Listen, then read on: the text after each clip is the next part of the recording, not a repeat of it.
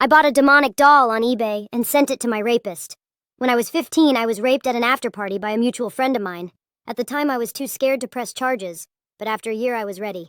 Unfortunately, since I didn't do a rape kit or have any solid evidence, my case was dropped.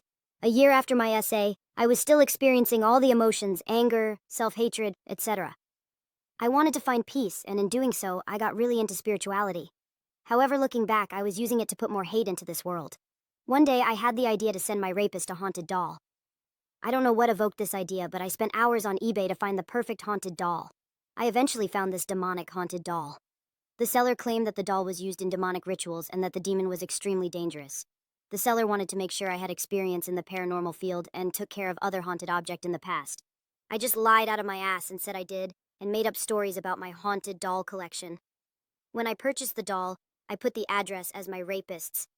I knew his full name, so after a quick Google search, his address popped up, and waited for it to arrive. A week after the parcel shipped to his house, my rapist had gotten into a terrible motorcycle accident, losing his entire left leg. And a year after his accident, people from my hometown were telling my mother that he is extremely paranoid and had been dealing with substance issues. When hearing the news of both events, I was in denial. But after unblocking my rapist and looking through his highlights on Instagram, I saw that fucking doll. The doll was propped up on his dresser out in the open, which was a problem because the seller I bought it from made sure Elle knew that the doll had to be contained. I'm 19 now, and I feel so much guilt. I've devoted the last 2 years of my life to Jesus Christ and forgave my rapist. By far, this is the worst thing I've ever done, and the only person who has heard of my wrongdoing was during confessionals at church. I don't know how to live with myself knowing I ruined someone's life. Instead of breaking the chain, I continued it.